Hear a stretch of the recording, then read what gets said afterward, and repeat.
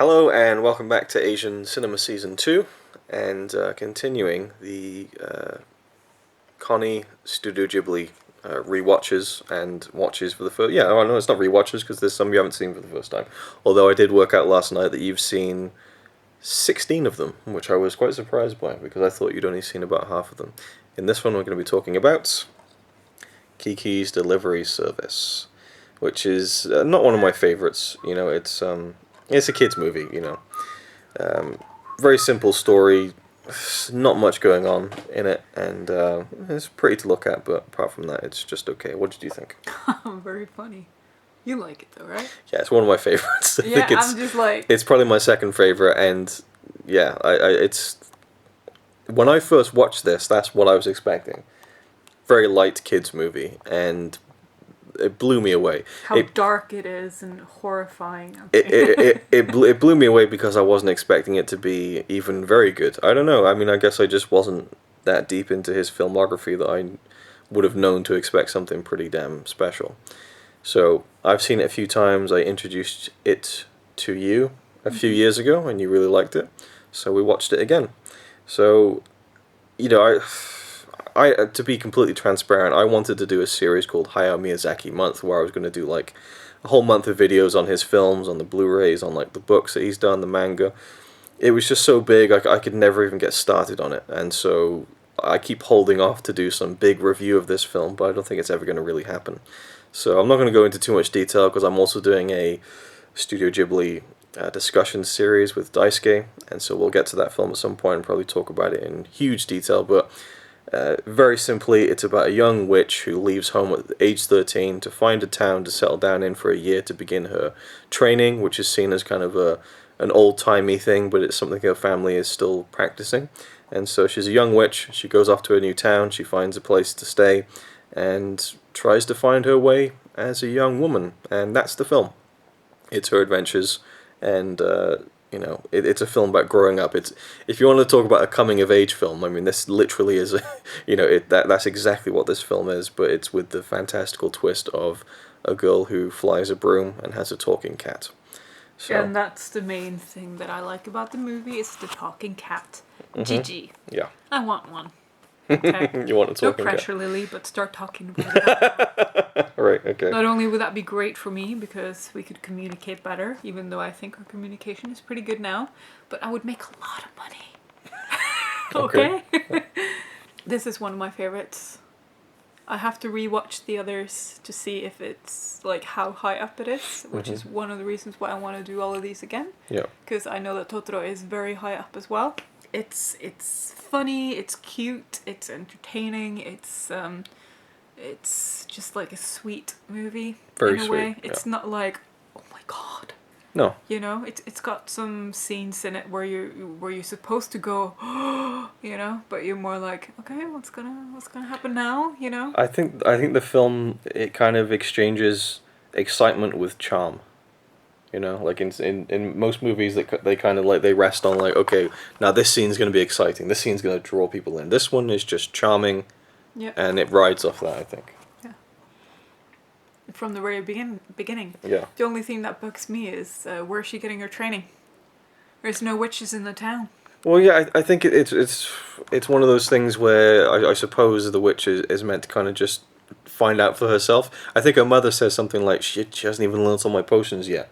Because Kiki's like, I need to go this month, not next month, because there's a full moon and it's good luck and everything. You don't know if it's going to be cloudy or not. Yeah, so she's so excited to do it that she leaves kind of early in a way. But I like how, I'm assuming other witches have special talents. I mean, she meets a witch in the sky.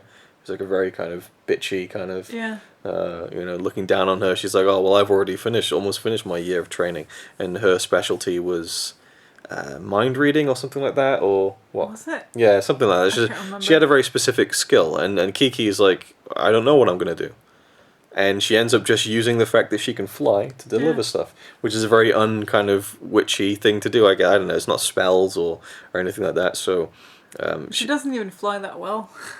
Right. She's bumping into things and using her feet to kick off I love that. I love that detail. Just the little, it's not perfect, and the cat's like hanging on to the bag. Cat's hanging onto the bag. Yeah. I just love the cat so much. Yeah. You know? It gives her something to work off of in the movie, I think.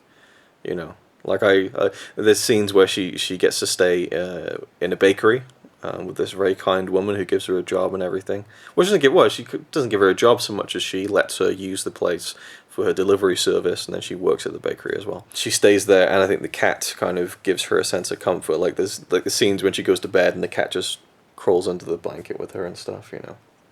So you get the sense of their friendship, and she's not completely on her own. But it is about being on your own in a way. It's about, you know, growing up, and it's tricky because I kind of almost look at it as she gets a little bit depressed in the middle, and I look at it because I remember when I was about 14 or something, I started feeling depressed, and I had no idea why. I'm not saying that's what happens in the movie. In the movie, she loses her power, and things start to change, and so maybe it's more about just growing up and realizing. She's very moody. She is very moody, but maybe it's just about growing up and you know. Hormones too, you know. Hormones too, yeah. But you know, there's just the scene where she just lies down in bed and she just doesn't want to do anything, and I could just really relate to it. And seeing that in a kids' movie, regardless of whether it's meant to be depression or not, was just something that really surprised me. I think it just gives the film a lot more character. That she does have these moments where there's a young local boy who's trying to kind of like, you know, get friendly with her and stuff, and you know, she's very like standoffish with him, and then eventually she kind of almost gets kind of tricked into spending time with him, and she finds out he's quite a nice guy, and so they sit down talking, and then his friends turn up, and she's just like, okay, I'm going, you know, she gets really, you know, moody, as you say. And I'm pretty sure she says, I'm fine. I'm fine. I'm fine. Yeah, the two words you don't want to hear from a yeah. Usually doesn't mean that you are. It doesn't mean. I love how her depression is affecting her most powers. beloved thing, which is the cat. The cats. Okay, do you want to talk about this? Go on. Well, is it a spoiler? Yeah, it is a spoiler. It's fine if you. You know, we assume you've seen the film. She loses her power, so she obviously loses the power to understand what Gigi, her cat, says, because that's kind of the power in it all. So all of a sudden, Gigi's just meowing, and he's very offstandish, and he's got a girlfriend, which is a cat. Called Lily? It was, right? Yeah. Yeah. Snarky as Lily, too. Yeah. But yeah, and then you kind of like, he comes in late for his dinner, which is very catty, you know, so I almost feel like, obviously, she needs her powers to understand what he's saying, but I feel like her power is activating him to have a brain to be able to understand humans in a way, because he becomes full cat. Yes. And he's not full cat when he can talk. He has a mind and he understands things. Sure. Yeah. But he doesn't talk to anyone else. It's like a special connection they have together. Obviously. Yeah. But it's very. I just love that connection they have, and when she loses it, I'm like. Yeah. It's tough. And then she has to find a way to get her powers back, because you never use your head. It's all in your heart and your spirit, like in any other movie where special powers come along. But she never gets given that kind of. There's never a moment where a character's like, well, you need to. It's all within. Like that never happens. She has to just figure it out for herself. Something with the spirits. No, she hears that voice in her head. Really? Yeah, something in the spirit or something. She hears that voice, and that's when she just goes for it. I don't remember that. Maybe it was a voice in my head. Maybe it was a voice in your head, yeah. Anyway, so I feel like there was. I don't know. Something about the spirit. Someone said something about the spirit. Okay, maybe they did. Okay. Anyway, and then she gets her powers back. But we never hear the cat speak again.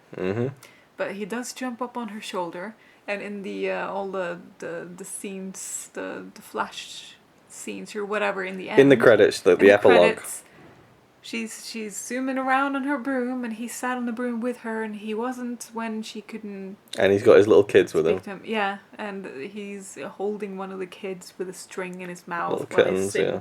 So he's got a very human attitude all of a sudden. So in my head, he started talking again. He just didn't in that moment because nothing needed to be said. And that's fine. And I know that the Disney version, they added in a line where he's like, Kiki, can you hear me? Or something like that. And I think Miyazaki must have stepped in and said, yeah, take that out, because that's not part of my film.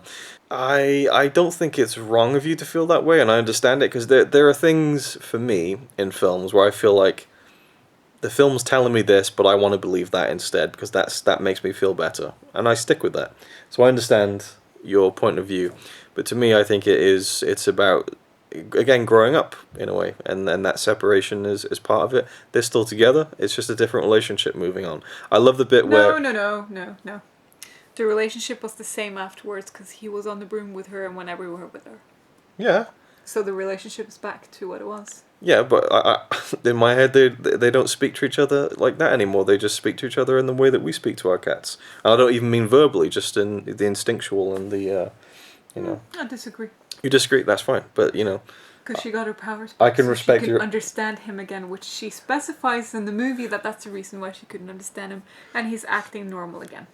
I respect your opinion. You should respect mine. And I want to... I'm not saying you're wrong. I'm just saying... that I choose to believe that because I want all the cats to talk to me. I would love them to talk to each other again, but I just think that it's part of the story and part of her growing process of, you know, turning into an adult in that sense. And I love the shot when he is sitting there and it's revealed that he's got kids and he's just like, his fur's all frayed and stuff, and he just looks really like traumatized by the fact. It's just a really funny little like one frame joke in a way. Which is a very human thing again. That is a good point. It is a very human thing. His personality changed when she lost her powers and he became full-on cat. Yeah. But after she got her powers back, his personality was back to what it was when he could talk. So if his personality was back... Yeah. Alright. Anyway, the music in this film is great. I love the score. It's just brilliant. I love the setting that's influenced by a lot of locations in Sweden. It has a very European feeling to it. I just love that seaside town look. It's just so nice and cozy. A lot of the film is like that. I just really enjoy it from a visual perspective. You don't love it as much as that lady who went to the town. Well, that was her job. She my God. So there's a documentary on the Blu-ray about this Japanese presenter. She goes to Sweden to look at the locations that inspired the movie, and she's just like, she's blown away at like just a stairway in between two buildings. Which it's for daily use. It's for daily use. And there's lots of little funny bits of people just walking by and like looking at the camera and stuff, but that's a fun little featurette. But again, the setting I love, and one of my favorite characters is the older woman who comes into the picture, who lives out in the woods and is a painter, and Kiki kind of goes and visits her. Older woman?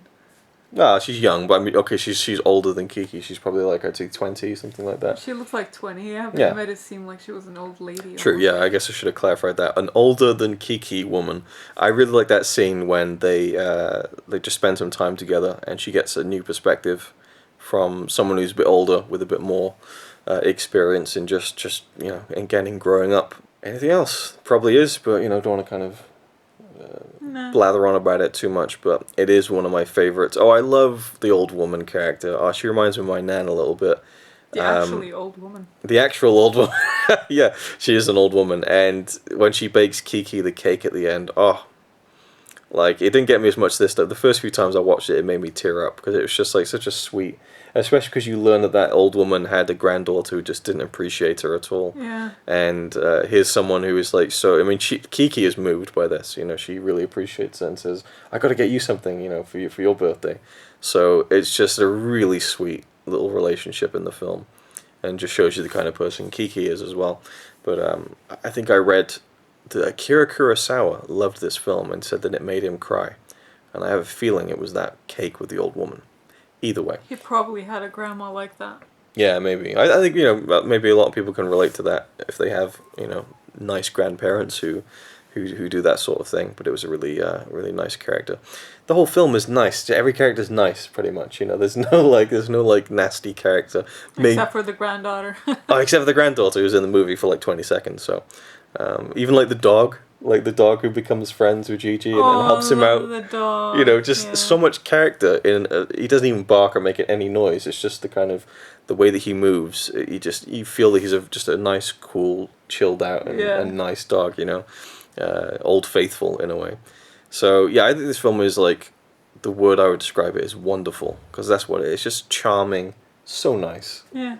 you know, I can't imagine someone putting this on and not feeling good at the end of it, you know, or not being cheered up a little bit or whatever. Especially if you convince yourself that the cat talks. Exactly right. And one final thing, just because it popped into my head when we watched it, the scene when she is first leaving home, and she falls into a train carriage into like a pile of hay, and because it's raining, she stays there for the night. And I said to you, it looks like the most comfortable thing in the world, but if it was real, it would be the most uncomfortable thing in the world, with all that straw and hay. Ugh. But it just looks so comfortable, and with the rain outside, so cozy. The way she grabs it all like... Yeah, makes a bed for herself. Yeah. So anyway, I love this film. After watching it again, because I haven't seen it probably since we last watched it together, which is like 3 or 4 years ago, I think I'd put this in probably like my top 50 favourite films, which might seem like high praise to you, but yeah, I love everything about the film. Totoro? Yeah, easily over Totoro. I mean, Totoro's a great film, and we're not going to talk about this in this series because we watched it in the 24-hour movie marathon this year, which was another reason I wasn't sure whether to do these, because I like saving them every year to watch one with you, but we'll get around to them again as the years go by. If I do a Ghibli sleeve, would you approve? Yeah. So I could tattoo my entire right arm. But I don't think you would. I don't think you'd love them that much to do it. No, but the watercolor painting artwork for these movies are so great. Yes. And it would be very colourful. It would be very colourful. So, anything else you'd like to add? It's too expensive with tattoos. Not about the tattoo, I mean about the film. Oh. No. No, okay. So, there we go. Kiki's Delivery Service. One of Miyazaki's best. Doesn't quite beat out my #1 favourite. Although, who knows, maybe one day I will think this is my favourite, but for now, Porco Rosso is still at the top. But that is definitely my second favourite. So funny. Why is That's so low for me. Yeah. I have to watch it again because it's been like 5 years? 6 years. 6 years, yeah. 2013, I thought it was. It was 2013. I always openly admit that Porco isn't even in his top, half best films, but I just love it. So, but Kiki, I will say, is one of his best, I think. So, that's it. Thank you for watching. And we'll see you in the next one. There's probably a couple more Studio Ghibli films we'll talk about as part of this Asian cinema season. Jane. What? That means see ya. Oh, okay. I thought you were saying Johnny, like... No, Jane. Okay. Jane.